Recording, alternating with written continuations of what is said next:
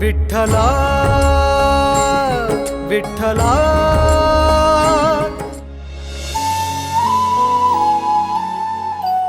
పురందరా, నువ్వు నా భక్తుడివి. నువ్వు నా కోసం సర్వస్వం త్యాగం చేసి నా కీర్తిని నలుదిశలు వ్యాపింపజేశావు. ఎంతోమంది పామరులను ఆధ్యాత్మిక బాటలో తీసుకుని వచ్చావు, తరింపు చేశావు, వారితో పాండురంగా పాండురంగా అనిపించావు. కావున ఇటువంటి కీర్తి, నీ భక్తి అందరికి తెలియాలి. ఎన్నిసార్లు వస్తున్నాడు, ఎక్కడ బంగారం కొట్టులో ఉన్న ఆ పేద బ్రాహ్మణుడు కొడుకుని పట్టుకొచ్చి, అయ్యా ఒక రూపనివ్వయ్యా, నా కొడుకు ఉపనయనం చేయాలని అక్కడి నుంచి మొదలుపెట్టి తిరుపతి గల అక్కడ అప్పన్నకి వచ్చి, అప్పుడు ఇంద విఠల ముందు విఠల విఠల విఠల విఠల విఠల. ఆయనే మన కృష్ణుడు. ఆయనకి పురంధరదాసుడు ఒక కర్రతో గట్టి కొట్టేస్తాడు. కొట్టేసిన తర్వాత పాండురంగడు యొక్క హెడ్ గట్టిగా వాసిపోతుంది. ఆ పురంధరదాసుడే తిరుపతి బాలాజీకి బెదిరిస్తాడు, నెయ్యి పెట్టు అన్నదానం చెయ్యి అని చెప్పి. కొండపైన నెయ్యి పెట్టు అన్నదానం చెయ్యి అని ఆ పురంధరదాసుడు తిరుపతి బాలాజీకి బెదిరిస్తాడు. పాండురంగన్ని కొడతాడు. ఆ పురంధరదాసుడు కూతురికి పెళ్లి చేయడానికి డబ్బులు కూడా ఉండవు. ఆ పురంధరదాసుడు బంగారు వ్యాపారి, చాలా పిసినారోడు, సమాజంలో అన్నదానం కూడా చేయడు అనమాట. ఆ పురంధరదాసు నిత్యం భార్యని అవమానిస్తుంటాడు, కొడుతుంటాడు, కానీ ఒక్క రూపాయి కూడా పేదవాడికి పంచడు. చెడు లక్షణాలు ఉన్న వ్యక్తి ఒక మహాభక్తుడై భగవంతుడితో లీలలు చేసి నిత్యము ఆయన కీర్తి. కర్ణాటక రాష్ట్రంలో పురంధరదాస్ అంటే అద్భుతం. భాగ్యమ లక్ష్మీ రావమ్మ అలాంటి గొప్ప గొప్ప సంకీర్తనలు, 4 లక్షల సంకీర్తనలు రాశారన్నమాట. మనకు మానవ జన్మ వచ్చిన తర్వాత ఇలాంటి గొప్ప భక్తుడి చరిత్ర తెలుసుకోకుండా చనిపోతే ఎంత దుఃఖమో ఈరోజు మనకు అర్థమవుతుంది. చనిపోతే ఈరోజు చనిపోతాం, కానీ ఇలాంటి భక్తుడి చరిత్ర తెలుసుకొని చచ్చిపోతే జీవితం ధన్యం.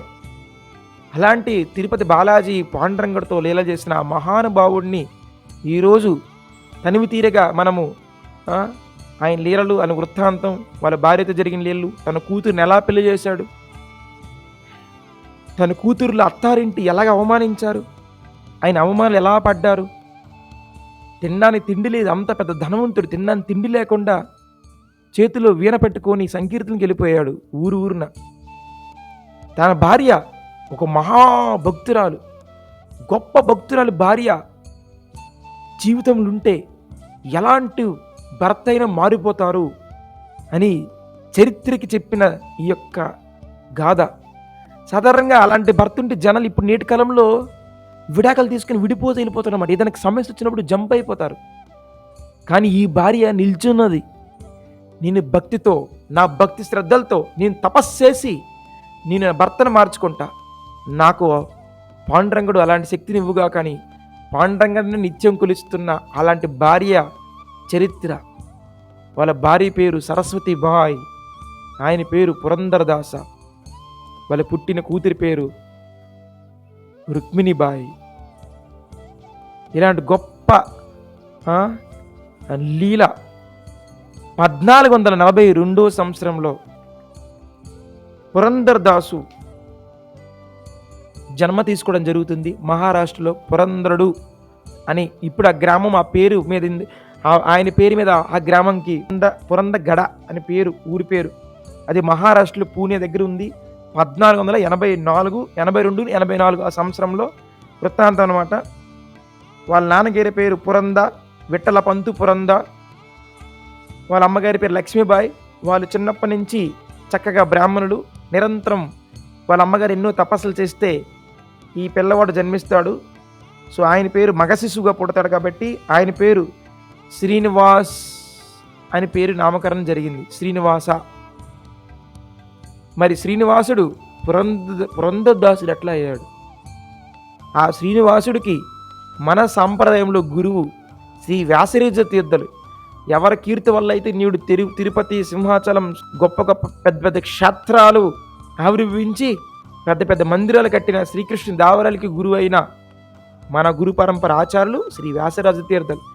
ఈరోజు మీరు తిరుపతి వెళ్తే అక్కడ విమాన వెంకటేశ్వర స్వామిని ప్రతిష్ఠించింది శ్రీ వ్యాసరాజుల తీర్థుల వారు.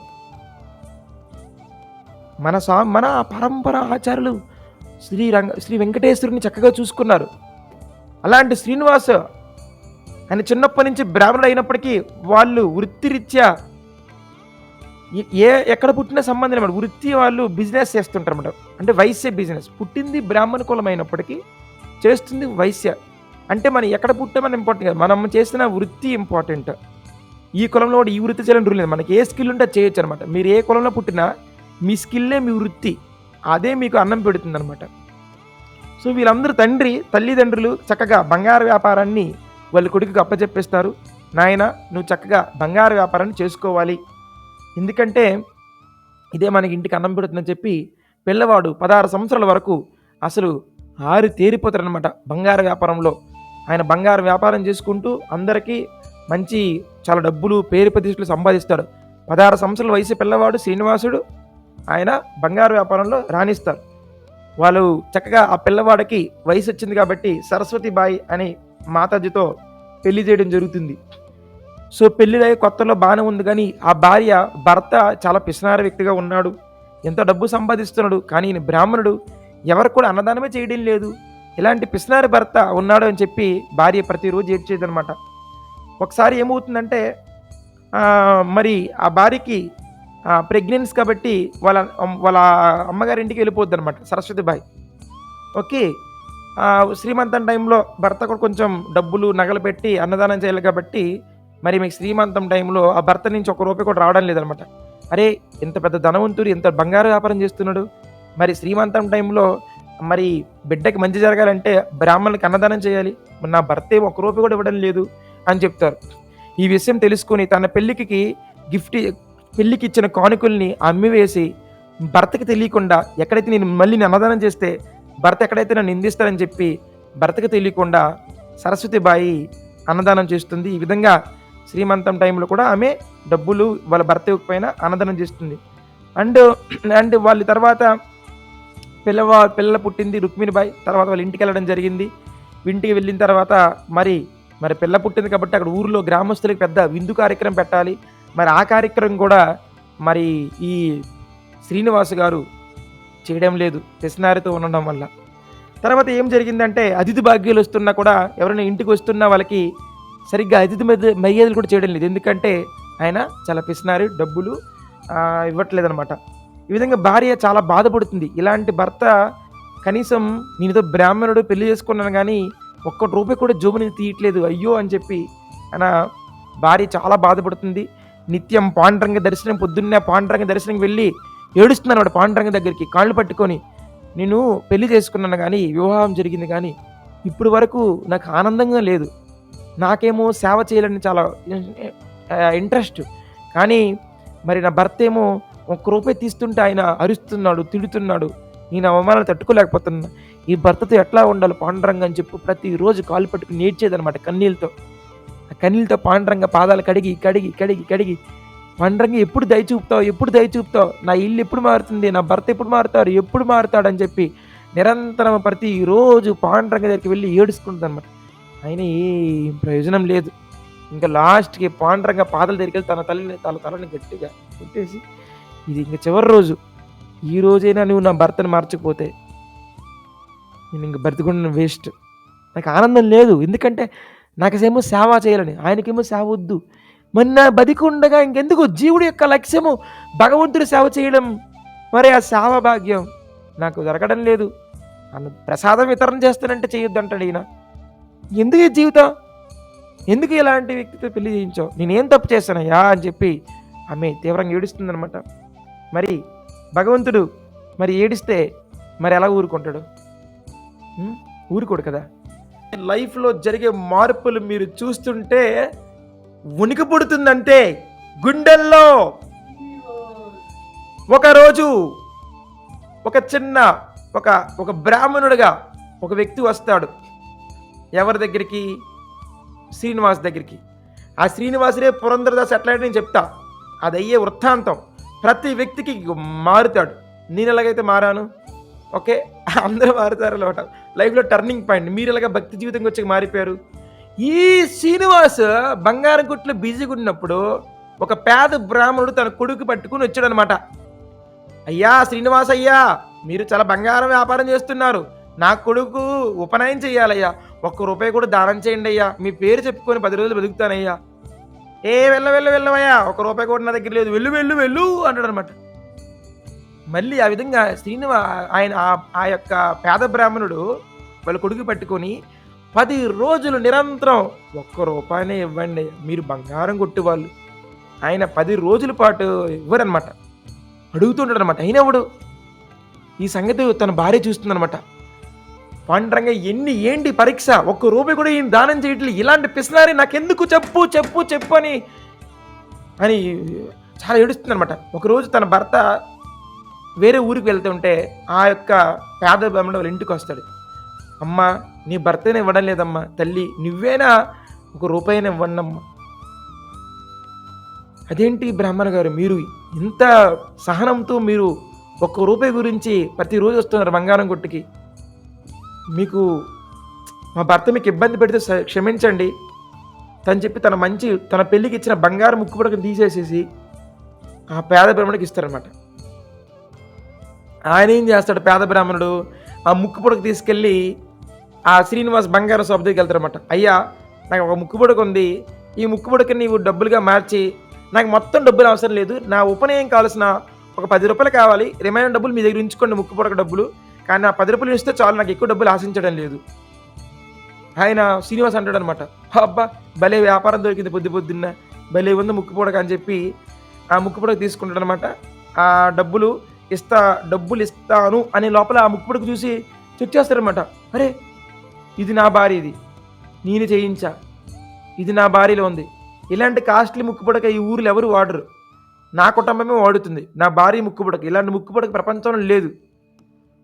ఆగవయ్యా, నువ్వు నేను షట్టర్ క్లోజ్ చేస్తే నువ్వు బయట ఉండిన తర్వాత నేను మళ్ళీ వస్తా, నా డబ్బులు ఇంటి దగ్గర ఉన్నాయి, ఇంటి దగ్గర డబ్బులు తీసుకొస్తాను అని చెప్పి ఆ బ్రాహ్మణ్ని అక్కడ ఉంచుతారన్నమాట.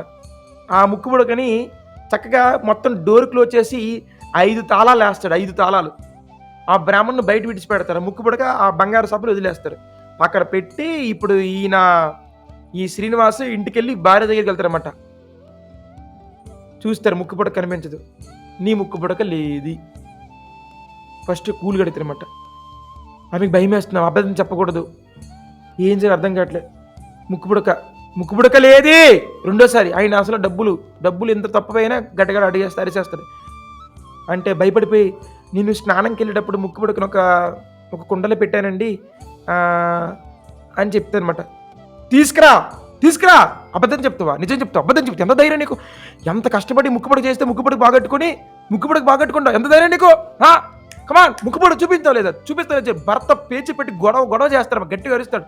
ఆ కేకలన్నీ బయటికి వినబడుతుంటాయి. ఆ ఊరు జనాలందరూ కూడా బయట వచ్చేస్తుంటారు అనమాట. ఏమయ్యా శ్రీనివాస, ఏమి జరుగుతుంది, ఎందుకయ్యా ఇప్పుడు భార్య మీద అరుస్తుంటావు, నువ్వు ఏం జరిగింది మీ ఇంట్లో, మీరు ఉండండి బయట, మీరు మా కుటుంబం లైఫ్లో మీరు వేలు పెట్టకండి, నీకెందుకు భయ్యా, బయట వెళ్ళండి మీరు, ముక్కుపుడకది. సో ఈమె ఇంకా గదిలోకి వెళ్ళి ఆ బిరిందుకొండ, ముక్కుపుడక ఎక్కడ ఉంటుంది చెప్పండి, ముక్కుపుడక ఉండదు. ఓకే, భార్య ఆత్మహత్య చేసుకోవడానికి రెడీ అయిపోతుంది. చప్పట్లో. ఈ భర్త తిడుతున్నాడు, నేను ఆత్మహత్య చేసుకుంటాను, ముక్కుపుడక లేదు, అవమానం ఎందుకు అని చెప్పేసి ఆమె ఒక మజ్జిగ తీసుకొచ్చి ఆ మజ్జిగలో విషం కలిపేసి, ఇలాగ మజ్జిగ అంటే ఆ బిందుకొండలో మజ్జిగ ఉండదు, ఆ బిందుకొండలోనే ఆమె పెట్టిందనమాట అని చెప్పేసి నైట్ విషం కలుపుతుంటుంది. కలిపిన తర్వాత బిందుకొండలో నేను తాగేస్తాను చచ్చిపోతానని కానీ ఏ బిందుకొండలో అయితే మా ముక్కుపుడక పెట్టింది అబద్ధం చెప్తుందో ఆ బిందుకొండలోనే ఆమె మజ్జిగ వేసేసి విషం వేసేసి ఇలాగ తాగేస్తున్నప్పుడు మజ్జిగ కలుపుతుంటే చేతి పెట్టి మజ్జిగ కలుపుతున్నప్పుడు కరెక్ట్ అనే సౌండ్ వినబడుతుంది అనమాట. ఏమిట్రా అంటే ముక్కుపుడక ఉంది దాంట్లో. సో ఆమె ఇంకా బిందుకొని డబ్బని కింద పెట్టి, ఏంటి ముక్కుపుడక తీసుకురమ్మంటే బిందుకొండలు పడేస్తున్నావు, కుండలు కూడా బాగొడతావే ఏంటి అని మళ్ళీ అరుస్తున్నాను. ఆమె చాలా భయపడి ఉనికిపోతూ ఇదిగో ముక్కుపుడక.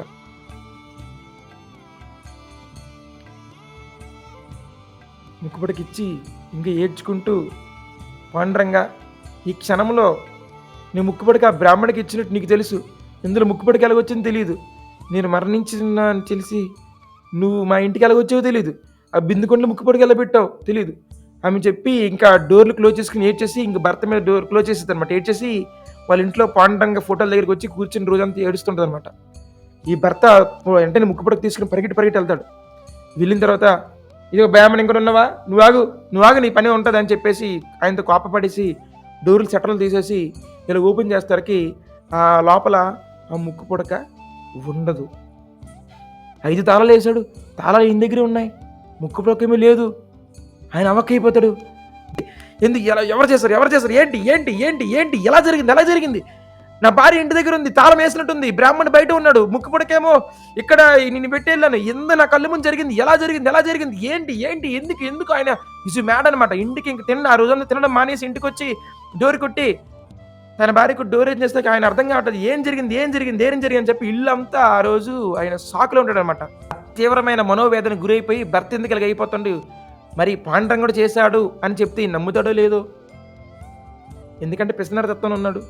ఓ స్వామి నువ్వే చెప్పు, నువ్వే ఇలా చేసావని చెప్పు, నువ్వే ఈయన మార్చావని చెప్పు, నువ్వే అన్ని చేసావని చెప్పు, ఓ పాండ్రంగా విఠలా కృష్ణ గరిచిందనమాట. ఇంకా నైట్ ఆయన పడుకున్నప్పుడు ఇదిగో అయ్యా నువ్వు పెళ్లి చేసుకున్నావు కానీ మీ భార్యను చాలా హింసించావు, పిసినారుగా ఉండి ముందు జరిగింది ఏంటి తెలుసా, ఇంకొక షాక్ చెప్పనా, ఆ బ్రాహ్మణం డబ్బులు ఇవ్వడానికి వెళ్తారు కదా, యాక్చువల్లీ వెళ్ళేటప్పుడు బ్రాహ్మణుడు మాయమైపోతాడు అనమాట. అక్కడ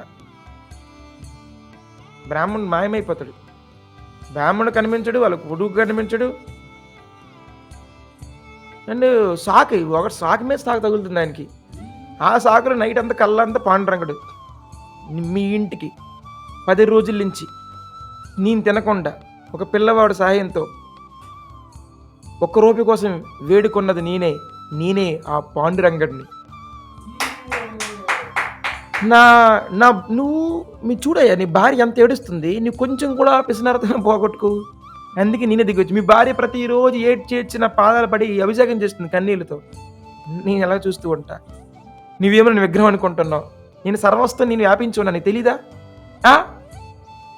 ఇకపైన అర్థం చేసుకోవాలంటే భార్య దొరకడం అంత ఈజీ దొరుకుతుంది అనుకుంటున్నావా, అంటే భార్య దొరకదు, అర్థమైందా అని చెప్పి చెప్తారన్నమాట. పొద్దున్న నిద్ర లేచి స్నానం కార్యక్రమం చేసుకుని పాండురంగడికి దండం పెట్టి తన భార్య ముందు నిద్రలేక ముందు నిద్రలేసి తన భార్య కోసం ఎదురు చూపనమాట. సరస్వతి నువ్వే నా గురువు, నీవు లేకపోతే నాలో ఉన్న పిసినారితనం పోయేది కాదు, నా ఇప్పుడు డబ్బు మీద విరక్తి వస్తుంది, నాకు దానం చేయాలని కోరిక కలుగుతుంది, నా జీవితాన్ని మార్చింది నువ్వే సరస్వతి, నీలాంటి భార్య దొరుకుతుందా అని చెప్పి తన భార్య వాళ్ళిద్దరు కలిసి తీర్థయాత్ర వెళ్తారు, హంపి వెళ్తారు. ఇక నుంచి లైఫ్ టర్నింగ్, కృష్ణుడు వచ్చాడు. నువ్వు ఎవరు వస్తే ఇంకా లైఫ్ టర్నింగ్ పాయింట్ అవుతుంది చెప్పండి? మన జీవితంలోకి కృష్ణుడు వచ్చినాక టర్నింగ్ పాయింట్ అయిపోద్ది ఏంటి? ఒక హీరో రావాలి మన లైఫ్లోకి. ఎవరు? గురువు వచ్చినాక ఇంకా తిరుగు లేదు. మన శ్రీనివాసుడు లైఫ్ సూపర్గా ఉంటుంది అసలు. ఆ గురువు, అరే లైఫ్లో గురువు ఉండాలరా స్వామి, దేవుడు ఉంటే అలా సరిపోద్ది. లైఫ్లో గురువు ఉండాలా, గురువు వచ్చిన సేవ ఉండాలా, గురువే ఆయన వచ్చాడు అనమాట. గురువు గారు వాళ్ళు హంపి వెళ్తారు, కర్ణాటక హంపి వెళ్ళి అక్కడ శ్రీ వ్యాసరాజ తీర్థల వారు మన ఆచార్యులు 18వ కృష్ణ బ్రహ్మనారద వేదవ్యాస మధ్వ పద్మనాభ అక్షుభ్య, అలాంటి ఆచార్యులు 18వ ఆచార్యులు శ్రీ వ్యాసరాజ తీర్థలు. ఆ శ్రీ వ్యాసరాజ తీర్థలే మన ఆచార్యులు. అప్పుడు దీక్ష తీసుకున్నాక ఆయన పేరు శ్రీనివాస్, ఆయన పేరు పురంధర దాస్గా మారింది, పేరు మారింది, జీవితం మారింది. అది అప్పుడు ఏం చేస్తారంటే అద్దె తెల్లవోలితైతు నమ్మి శ్రీధర సేవ మాదులు సాధన సంపయత్య దండగ పెట్టి ఇది ఎదుక్కి మంది మాచి నా చిత్తలిదే యాందది సంతతి సావరిగ్వలిక దండికి పెట్టి ఇది అసిదల్య గోపాల పుట్టి ఇది యొక్క ఇదంతా పురంధరదాసు పాడిన పాట మనం పాడాలి. మన తులసి మాలే ఆకవు దొక్కే రసవంతి నాచితలిడ్డే. మీరు ఎవరికైనా కర్ణాటక వస్తే మీకు తెలుస్తే ఇవన్నీ, నాకు అర్థం కాదు ఇవి. సో నేను ఏమంటుంటే జరిగిందంత మంచిగా జరిగింది, భగవంతుడి సేవ చేసుకునే ధర్మం నాకు ఇచ్చినాడు, మరి ధనవంతుడిగా జన్మనిచ్చిన తర్వాత కళ్ళు తెరిపించాడు. నా స్వామి, నిన్ను తల వంచి సిగ్గుతో చెప్తున్నా, నాకు త్రోవ చూపుము, ఆధ్యాత్మిక దారిని చూపించండి. నా భార్య నాకు ఆధ్యాత్మిక దారి చూపించింది. నా భార్య వంటి వారు 1000 మందిలో ఒక్కరు కూడా కనిపించరు. అంటే నా భార్య వంటి వాళ్ళు 1000 మంది దిక్కినా ఒక్కరు కూడా ఎలాంటి వాళ్ళు కనిపించరు. భిక్ష పాత్ర పట్టుకొని భిక్షమెత్తుకు నేను చెయ్యటు, నేను ఈ రోజు నుంచి భిక్షమెత్తుకొని జీవిస్తా, నాకు ఈ డబ్బులు వద్దు. నా భార్య నాకు భిక్షమెత్తుకొనేలా చేసింది. చివరికి బంగార వ్యాపార వ్యక్తిని భిక్షమెత్తుకొనేలా చేసింది అనమాట. నాలో పిసినారతను తీసేసి, ఇలాంటి భార్య దొరికినందుకు ఆయన స్వామివారి ముందు పాడుతుంటారనమాట. ఓ స్వామి, నువ్వు తులసిమాల మెడలు వేసుకొని, ఓ స్వామి, ఈ పురంధరదాసుని వినవించుకుంటున్నా, జీవితాంతం ఈ గురువు కృష్ణుడి సేవలో నన్ను వినియోగించుకొని చెప్పి కన్నడ, సంస్కృతం, కర్ణాటకల ఆ భాషల్లో కర్ణాటక సంగీతం విద్వాంసకుడు పురంధరదాసుడు 4 లక్షల కీర్తనలు రాశారు. ఈ విధంగా చాలామందికి సంగీత ఉద్యమమును తీసుకువెళ్ళారు. ఒకరోజు తిరుపతి వచ్చారు. గోవిందా గోవిందా. ఇప్పుడు మన శ్రీనివాసుడితో ఎలా జరిగింది చూద్దాం. సరే, కొండపైన మరి ఈయనకి అన్నదానం చేయాలని చాలా కోరిక. అన్నదానాలు చేస్తున్నారు. ఎవరు? పురంధరదాసు అన్నదానం రెడీగా ఉన్నారు. ఆయనతో అప్పన్న అని ఒక శిష్యుడు ఉండేవాడు. అప్పన్న, ఆయన పేరు అప్పన్న. ఆయన ఒక శిష్యుడు అనమాట. సో అప్పన్న, మనం అన్నదానం చేయబోతున్నామని చెప్తారు. అప్పన్న, రేపు పొద్దున్న నువ్వు స్నాన కార్యక్రమం చేసుకుని అన్నదానం రెడీ చేయను ఆయన అని చెప్తారనమాట. ఈ అప్పన్న వెళ్ళి ఏం చేస్తాడంటే ఆయన స్నానంకి వెళ్తాడనమాట. రాడు ఆయన కోనేరులో స్నానం చేస్తుంటాడు. టైం అయిపోయిందనమాట. మరి ఆయన అరుస్తారనమాట, అప్పన్న ఇంకా రావట్లేదు. సో శ్రీ వెంకటేశ్వర స్వామి అప్పన్నగా వస్తాడనమాట. ఈ ఒరిజినల్ అప్పన్నేమో స్నానం చేస్తుంటాడు. సో వెంకటేశ్వర స్వామి అప్పన్నగా ఉండి ఈ పురంధరుడు ఏం చేస్తాడు, ఏ అప్పన్న, టైం అవుతుంది చూడవా నువ్వు, వాళ్ళందరికీ వచ్చిన భక్తులందరికీ నెయ్యి పెట్టు. వీళ్ళందరూ ఎవరెవరు నాయన? సాక్షాత్ వెంకటేశ్వరుడు యొక్క భక్తులు. ఆ వెంకటనాథుడికి దర్శనం కోసం వచ్చి వీళ్ళందరికీ ఆకలితో ఉన్నారు, వీళ్ళకి అన్నం పెట్టు, అన్నంలో నీవి కూడా వెయ్యి అప్పన్న, వెయ్యు అని చెప్తారన్నమాట. గట్టిగా అరుస్తారన్నమాట అప్పన్నకి. కానీ ఆ ఒరిజినల్ అప్పన్న అక్కడ స్నానం చేసుకుంటాడు అనమాట. ఈ అప్పన్న ఎవరు? శ్రీనివాసుడు అనమాట. శ్రీనివాస గోవిందకి అరుస్తాడనమాట. ఈయన తెలియదు అనమాట. సో మొత్తం అప్పన్న ఏం చేస్తాడు తెలుసా? నెయ్యి తెచ్చేస్తున్నాడు. ఎక్కడేం తెస్తాడో తెలియదు అనమాట. అప్పన్న, నీ ఎక్కడేం తీసుకొస్తున్నావు? నాకు ఎవరు ఇస్తుండ్రండి, అలా వచ్చేస్తాయి అంటే అంటాడు అనమాట. నీవు భలే అన్నదానం చేస్తున్నావు అప్పన్న, ఇన్ని రోజులు ఇలా చూడలేదు, నీవు చాలా స్పీడ్గా చేస్తున్నావు, అసలు గొప్ప సేవకుడు దొరికావు, నాకు చాలా ఆనందంగా ఉంది ఇలాంటి శిష్యుడు దొరకడం.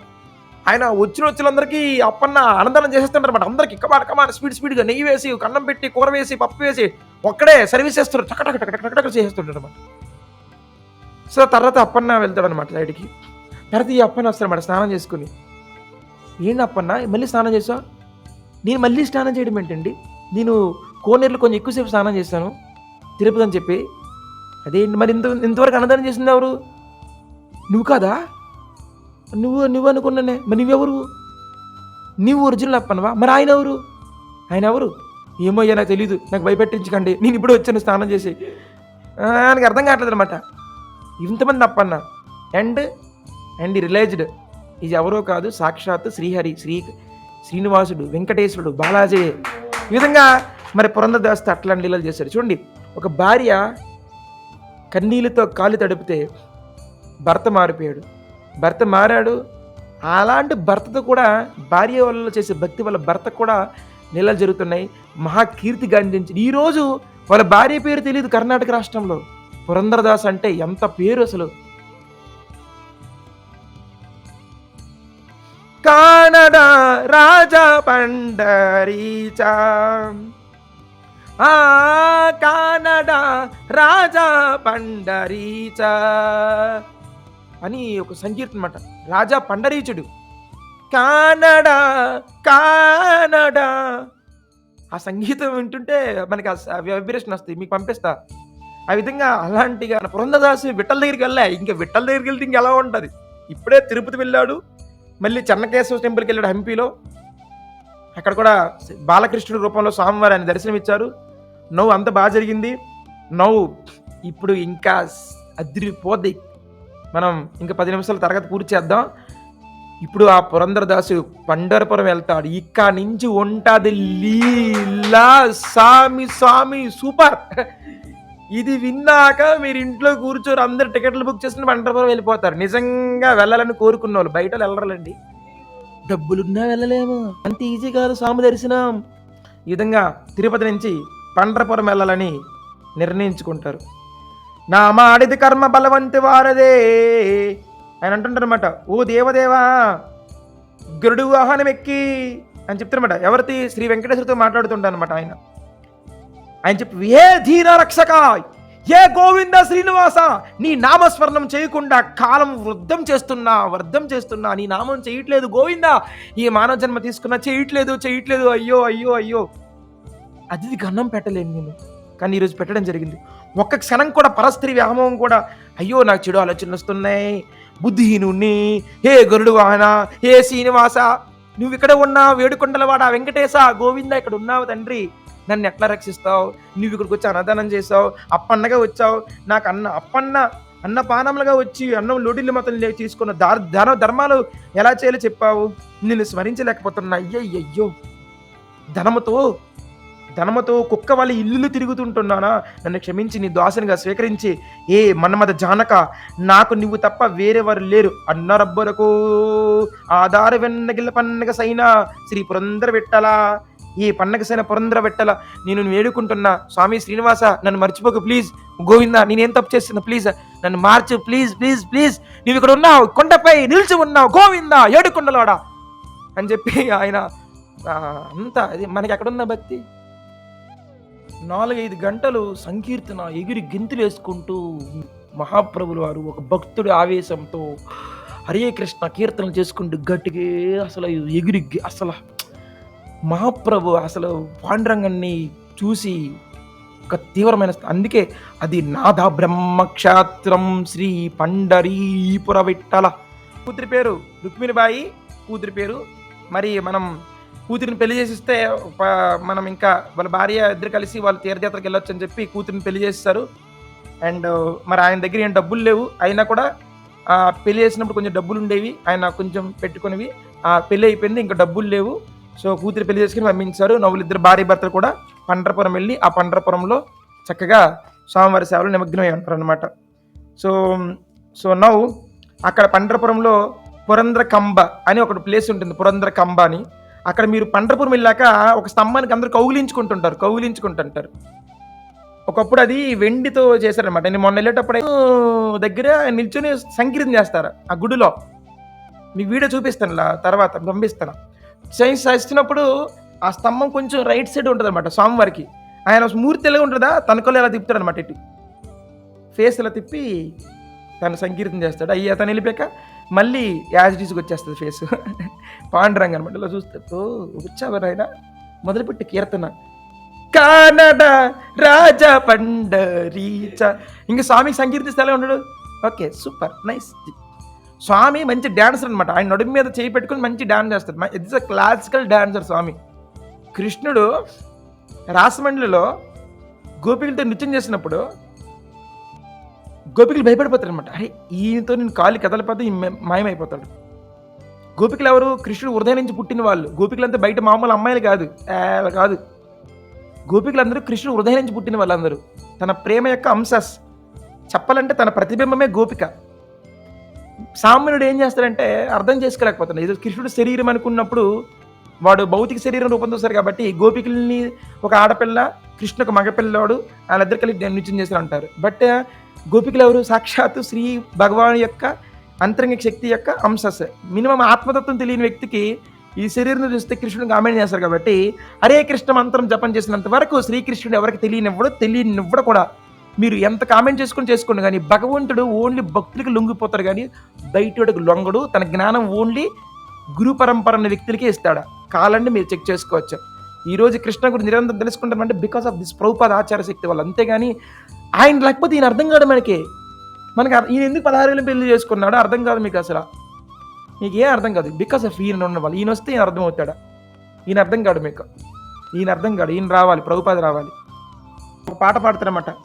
విట్టల సలహా స్వామి నమ్మన విట్టల జగంతరామి, విట్టల జగంతరామి, ఇందు విటల ముందు విటల, హిందు ముందే విటల విటల, ఇందు విటల ముందు విటల, విటల విటల విటల విటల, ఎడిగి విటల బలిగి విటల ఎడిగి విటలే బలిగి విటల మేల విటల కలిగి విటల మేలి కలిగే విటల ఉలిగి విటల హరిగి విటల ఉలుగు హరిగే విటల తంది విటల తాయి విటల తంది తాయే విటల బంధు విటల బలగి విటల బంధువు ఆయనే, అన్నీ ఆయనే, ముందు ఉంటాడు, వెనక ఉంటాడు, అంతా ఉంటాడు. విట్టలు ఎక్కడికి వెళ్ళిన విట్టలడే. మీరు క్లైమాక్స్లో పురంధరదాస్ పాండురంగ విట్టలను గట్టి కొట్టేస్తాడు అనమాట. అక్కడ వరకు ఉండండి, విన్నాక వెళ్తారు కానీ కంగారం లేదు. పాండురంగ మూర్తి విగ్రహం ఉంటుంది ఇప్పుడు, ఫేస్ బ్లాక్ కలర్ది. ఇది ఆ ఫేస్ ఎలా పొంగిపోతుంది అనమాట, ఎంత పెద్దదైపోద్ది అందమీనంగా. అంటే భగవంతుడు అట్లా అయిపోతారు అనమాట. స్వామివారు అంత పెద్ద పుండులాగా తయారవుతారు అనమాట, గట్టి కొట్టేస్తాడు అనమాట. ఓకే, అది పెద్ద వాసిపోద్ది. రక్తం వచ్చినప్పుడు పాండురంగ ఒక మాట అంటాడు అనమాట. రక్తం వస్తుంటుంది, తన భక్తుడి కొట్టాడు కానీ ఒక మాట అన్నాడు అనమాట. ఏమంటే, నువ్వు ఆకలి దప్పికలు మానవు, ఆకలి దప్పికలు మానవు, నువ్వు ఊరూరి వెళ్ళి తిరిగావు, వీణ పట్టుకున్నావు, ఇంటింటికి వెళ్ళి తిరిగావు. అమ్మా హరే కృష్ణ చెప్పవే, అమ్మా హరినామం చెప్పవే అని, నా నామం చెప్పమని ఊరూరు తిరిగి అందరినీ బతిమాలుకున్నావు. నీకు ఆకలి, ఆ టైంకి అన్నం పెట్టలేకపోయారు ఎవరు. నువ్వు ఆకలి లెక్క చేయలేదు, నిద్ర లెక్క చేయలేదు. నువ్వు నా కోసం తపస్సులు చేస్తావు. నీ కాళ్ళు మొత్తము ఆ ఎండకి మొత్తం అవన్నీ రక్తాలు వచ్చే కాళ్ళుగా మారిపోయాయి. నీ వీణకి వాగించినప్పుడు నీ అంతా రక్తం కూడా వచ్చేస్తుంది వీణ చేతికి. అయినప్పుడు కూడా నువ్వు నిరంతరంగా నువ్వు నా కోసం నిద్రపోకుండా నా కోసం నువ్వు అన్నీ చేసి ఊరూరిని తిరిగి సంవత్సరాల పాటు రక్తాలు వచ్చే విధంగా వీణ వాగించుకుంటూ నువ్వు ఇంటింటికి వెళ్ళి నామ ప్రచారం చేసావు. కర్ణాటక, మహారాష్ట్ర ప్రాంతంలో నీకు వచ్చిన రక్తం ముందు నా రక్తం ఎంత నాయనా రాను, రక్తం రానివ్వు అంటే మూర్తి నుంచి రక్తం రావడం ఏంది రానివ్వు. నువ్వు నామ సంకీర్తన చేస్తున్నావే, అది చాలు నాకు. జనంగా అందరూ మర్చిపోయారు, నామమే సంకీర్తన మర్చిపోయారు.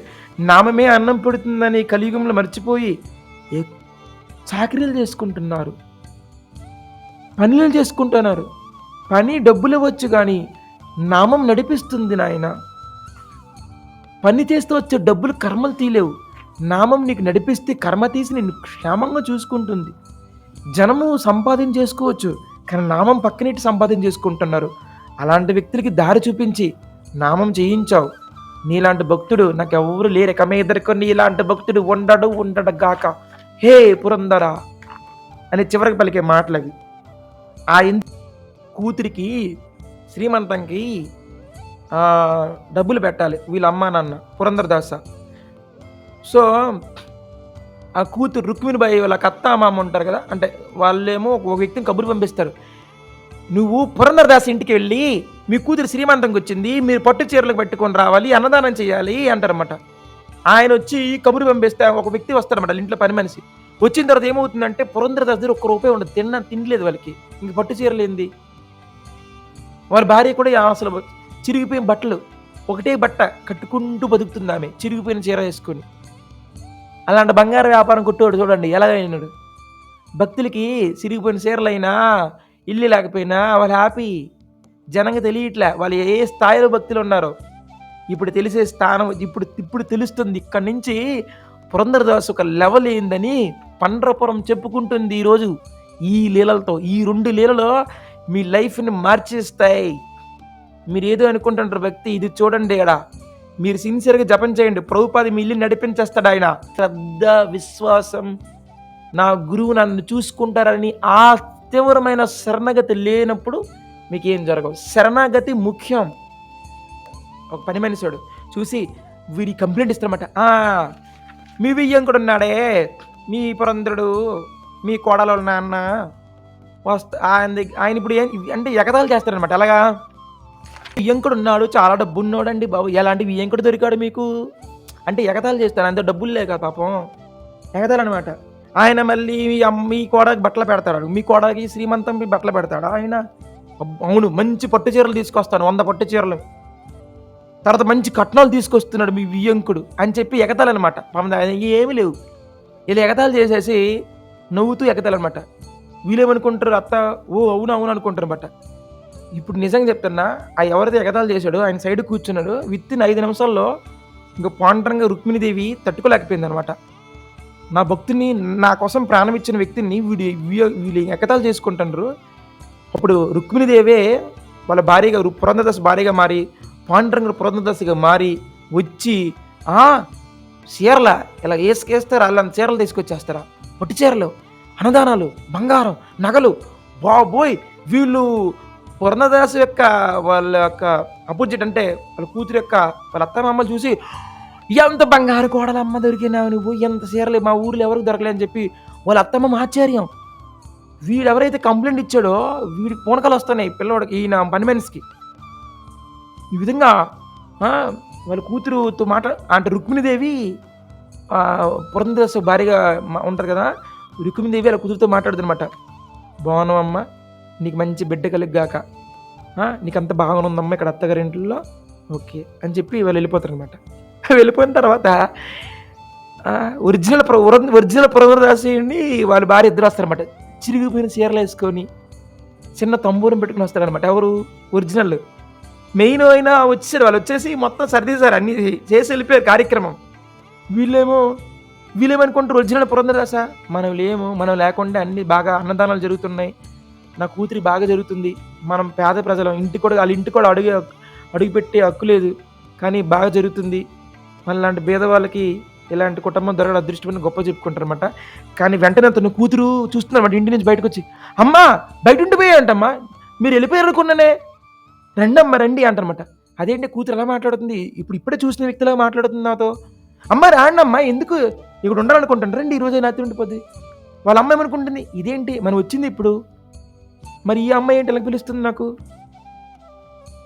వాళ్ళ కూతురు అంటుంది అనమాట, అమ్మా మీరు ఇన్ని పట్టు చీరలు తీసుకొస్తారని కల్లో అనుకోలేదా. నేనా, ఏమండి మన చీర చిరిగిపోయింది, పట్టు చీరలు అంటది ఏంటి, ఇన్ని నగలా, చూడండమ్మా నా ఒళ్ళంతా నగలు, మీరే తీసుకొచ్చారు కదమ్మా. మనకి మొత్తం అర్థమైపోద్ది అనమాట. రుక్మిణీదేవే తన నగలు ఇచ్చేసింది. రుక్మిణీదేవి దగ్గర ఉన్న తన చీరలు నగలన్నీ తీసుకొచ్చారన్నమాట. వాళ్ళకి దర్శనంకి వేస్తారు కదా, దర్శనంకి నగలు చీరలు. మన గోల్డెన్ టెంపుల్ రాధా గోవింద్ ఉన్నారా, గోల్డెన్ టెంపుల్లో రాధారాని వచ్చి మీ ఇంటికి వచ్చి తన డ్రెస్సులను మీకు ఇచ్చాడు అనుకోండి, మీ కూతురికి సెట్ అయితే అని చెప్పి, ఎలా ఉంటుంది బాబోయ్. అలా జరిగింది అక్కడ, చీరలు ఇచ్చేసింది ఆమె, చీరలు నగలన్నీ ఇచ్చేసింది అనమాట. నేనెక్కడనమ్మా, నా దగ్గర చీరలేదు, మీ నాన్నగారు తిని 10 రోజులు అయింది. వాళ్ళ కూతురు కళ్ళు తిరిగి పడిపోద్ది. పురంధరదాసు కూడా ఆ మేడకి ఇంటి నుంచి బయటకు వచ్చి, విట్టల విట్టల విట్టాల పండురంగా విట్టాల రకుమాయి విట్టాల రకుమాయి విట్టాల రుక్మిణి పాండురంగా విట్టల రుక్మిణి పాండురంగా రుక్మిణి పాండురంగా రుక్మిణి పాండురంగా రుక్మిణి పాండురంగా రుక్మిణి పాండురంగా పాండురంగా పాండురంగా పాండురంగా పాండురంగా పాండురంగా పాండురంగా పాండురంగా పాండురంగా. మీరు కూడా లీలలు చెప్తే మీరు వచ్చేయాలి, పక్కనే ఉండి చూడాలి ఆయన్ని. లీల అంటే ఏదో పైపైన కాదు, లీల అంటే లీలలో మునగాల, మునిగి చూడాల, చూసి నడవాల, నడిచి దర్శనం చేసుకోవాలా, దర్శనం చూసి ఏడవాల, నేను తప్పు చేశాను సున్నుతం స్వా కదా కృష్ణ పుణ్యశ్రవణ కీర్తన. భాగవతం చెప్తుందనమాట, నా లీలలు ఎవరు వింటారో శ్రవణ కీర్తన చెవికి పని పెడితే వాళ్ళ హృదయంలోకి వెళ్ళిపోతాను, నా లీలలు ఎవరు వింటే వాళ్ళ హృదయంలోకి చెవుల్లో ద్వారా వెళ్ళి వాళ్ళ హృదయంలో కూర్చొని నేను నడిపిస్తా, వాళ్ళ జీవితాన్ని వాళ్ళ హృదయంలో ఉన్న చెడుని తొలగిస్తా, నేనే పాండురంగడ విట్టలుడని. పురంధరదాసు చాలా ముసలైపోతాడు, కథ అయిపోయింది, లాస్ట్కి వచ్చాం. సో ఈ పురంధరదాసుడు 80 సంవత్సరాలు అయిపోయింది, స్నానం చేయాలంటే చంద్రబాగు వెళ్ళాలి, చంద్రబాగులో స్నానం చేయలేకపోతున్నాడు. అప్పన్న పిలుస్తారు, అప్పన్న నీరు తీసుకురావయ్యా అని వెళ్తాడండి చంద్రబాగు నదికి. అప్పన్న నీరు తీసుకురావడంలే, ఇంకా నేను గుడికి వెళ్ళాలి, తొందరగా నీళ్ళు తీసుకొచ్చి అమ్మా, పాండురంగ దర్శనం చూసుకోవాలి, నేను ముసలివాడిని వెళ్ళలేకపోతున్నా అని చెప్పి ఏడుస్తాడనమాట. నా ఆయన ఈ నీళ్ళు తీసుకురావాలి, దర్శనం లేట్ అయిపోతుంది. గుడి దర్శనం లేట్ అయిపోతుంది, దీన్ని తీసుకురావట్లేదు, గుడి మూసేస్తారు, ఈరోజు దర్శనం లేకపోతే జీవితం వేస్ట్ అని చెప్పేస్తారు అనుకుంటాడు. వెంటనే పాండురంగడు అప్పన్నగా మారిపోయి తొందరగా వెళ్ళి కొండ పట్టుకుని నీరు తీసుకొస్తాడా. అమ్మ పరిగెట్టి నీరు ఎత్తుకుని వస్తాడు పాండురంగ కృష్ణుడు. ఫస్ట్ మీకు దర్శనం అట్లా మీరు అసలు మానవజన్మ ఎత్తారు. ఎక్కడే ఉంది పండరపురం. ఒకప్పుడు చైతన్య మహాప్రభు నడిచి వెళ్ళేవారు. మీకు ట్రైన్లు ఉన్నాయి, బస్సులు ఉన్నాయి, కార్లు ఉన్నాయి, అన్నీ ఉన్నాయి, బైకులు ఉన్నాయి, అన్నీ ఉన్నాయి అని మీరు వెళ్ళట్లేదు. పాండురంగడు కొండ పట్టుకొని పరిగెట్టి అలిస్తూ ఆవేశంతో, ఏమయ్యా అప్పన్న టైం అయిపోయింది, ఇంత టైం, నా స్వామి దర్శనం 10 నిమిషాలు క్లోజ్ అవుతుంది, ఏంటి నువ్వు ఆయన చాలా కోపం వచ్చేస్తుంది అనమాట. ఇప్పటి వరకు అంత ప్రశాంతంగా ఉన్న వ్యక్తి దర్శనం లభించలేదు, చాలా కోపం వచ్చేసి ఆ కుండను తీసుకుని డబ్బున కొడతాడండి నెత్తిపైన అప్పన్నని. ఆయన అక్కడే కళ్ళు తిరిగి పడిపోతాడు. ఈయన కళ్ళు తిరిగి పడిపోతాడన్నా. అక్కడ పడిన తర్వాత మళ్ళీ వెళ్ళిపోతాడనమాట ఆయన నడుచుకుంటూ. ఈయన రెడీ అయితే ఒరిజినల్ అప్పన్న కొండపై నీరు తీసుకుని వస్తుంటాడు అనమాట. ఆయన స్టైలిష్గా వస్తాడు స్లోగా. Appanna what is this? నీరు స్వామి, మీరు నీరు తీసుకురమ్మంటారు కదా నీరు. మరి నేను స్నానం చేశాను, ఇదిగో బిందుకొండ, మరి ఇది బిందుకొండ ఏంటి, ఇక్కడ రక్తం వచ్చింది కదా, నీకు సారీ చెప్పి, ఇదిగో రక్తం ఉంది, ఇక్కడ బిండికొండ ఉంది, నేను కూడా స్నానం అయిపోయింది, నువ్వే కదా వచ్చావు, ఎప్పుడే నీకు కొట్టాను, రక్తం వచ్చింది కదా, ఎందుకంటే మంచిగా ఉంది ఫేస్ నీదే, ఎవరు నువ్వా? నేను అప్పన్న. మరి ఆయన ఎవరు? నాయన వచ్చింది మళ్ళీ ఇది ఈయన ఏంట్రా బాబు, ఆల్రెడీ వాళ్ళ ఇంటికి ఇన్నిసార్లు వస్తున్నాడు. ఎక్కడ బంగారం కొట్టులో ఉన్న ఆ పేద బ్రాహ్మణుడు కొడుకుని పట్టుకొచ్చి, అయ్యా ఒక రూపనివ్వయ్యా, నా కొడుకు ఉపనయనం చేయాలని అక్కడి నుంచి మొదలుపెట్టి తిరుపతి గల అక్కడ అప్పన్నకి వచ్చి నెయ్యి వడ్డించి, ఇక్కడేమో వాళ్ళ అత్తారింటికి వాళ్ళ కూతురి అత్తామమ్మలకి వాళ్ళందరికీ బంగారు చీరలు అన్నీ ఇచ్చించి, ఇప్పుడేమో మళ్ళీ ఈయన అప్పన్నగా నన్ను వదలట్లేదురా బాబు, ఈయన ఎవర్రా బాబు, స్వామి అని చెప్పి పరిగెట్టి వెళ్ళి గర్భగుడికి వెళ్తే స్వామి మొత్తం రక్తం కారిపోతుంది, స్వామి పేసు పొంగిపోయింది. ఇప్పుడు అటు మాటలు అవి అంటే స్వామి నన్ను క్షమించు. అక్కడ ఏమన్నారంటే, ఇంకా 80 సంవత్సరాలు వచ్చింది, నాలో కోపం ఎంత ఉందో పరీక్ష పెట్టావా గోవిందా కృష్ణ పండరంగా కృష్ణ, నాలో కోపం ఉంది, నేను కుట్టానంటే కోపం, ఈ కోపం నాకు భగవంతుని వెళ్ళనివ్వకుండా చేస్తుంది, నాలో కోప ప్రవృత్తిని తీసేసావు నువ్వు, చివరికి 80 సంవత్సరాల వయసులో పరీక్ష పెట్టి నా హృదయాన్ని నువ్వు తీసేసావు. చూడండి తల్లి, మీకు ఒకటి చెప్తున్నాను, ఆ హరే కృష్ణ మంత్రమే శ్రీకృష్ణ పాండురంగడు, వారిద్దరికి ఎటువంటి భేదం లేదు, కలికాలే నామ రూపే కృష్ణ. ఆ హరే కృష్ణ మంత్రం శబ్ద శరీరం, దయచేసి శబ్దాన్ని బాగా ప్రేమించి చెయ్యండి.